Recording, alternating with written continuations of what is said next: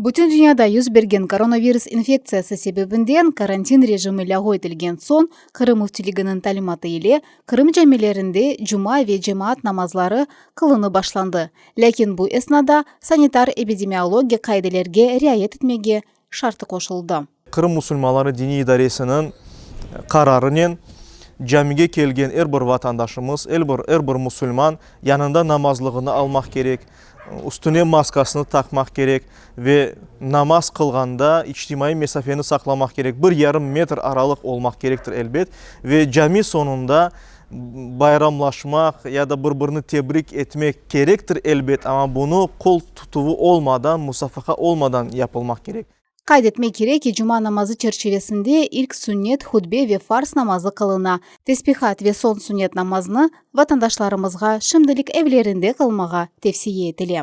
Qrim jamiyalarında müftiyatının mezkur kararlarına ciddiye almayıp ibadetlerini omuz-omuzga geçirmege istegenler de var. Yazık ki bazı vatandaşlarımız ya bilmiyor ya da anlamaylar bu meselenin, hastalık kelimesinin ciddiyetini ve bazı insanların bu dünyanı artık terk etkenini ve ona göre de namaz sırasında da yan yana turmağa tırışalar.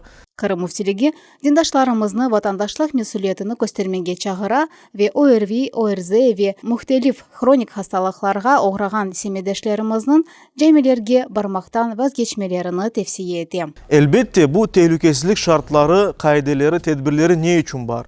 Cemaatini, insanlarını, şu cümlede musulmanlarını korçalamak için. Ve eğer de bu şartlarga riayet etilmesi birçok insan hasta olması mümkün. Din noktayı nazarından bir taraftan eğer biz bir musulmanın hasta olmasına sebep olsak bunun cevabını vereceğimiz bu bir günahtır. Bir insanın bizden hastalanıp vefat etmesine gelgende bir insanın vefat etmesine sebep olmak sanki bütün dünyadaki insanların vefat etmesine sebep olmaktır diye buyurulur Kur'an-ı Kerim'de. Yani büyük günahtır.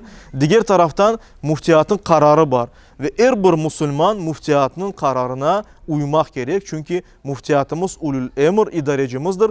Dinimiz boyunca idarecilerge itaat etmek, boysunmak farzdır, mutlak gerektir. Hafsızlık tedbirlerini alıp hem özümüzni hem de sevdiklerimizni, yakınlarımızını, bütün dünyanı sarıp algan beladan korçalayıq. Allah'tan bizge nimet olarak verilgen sağlığımızın kaderini bileyik.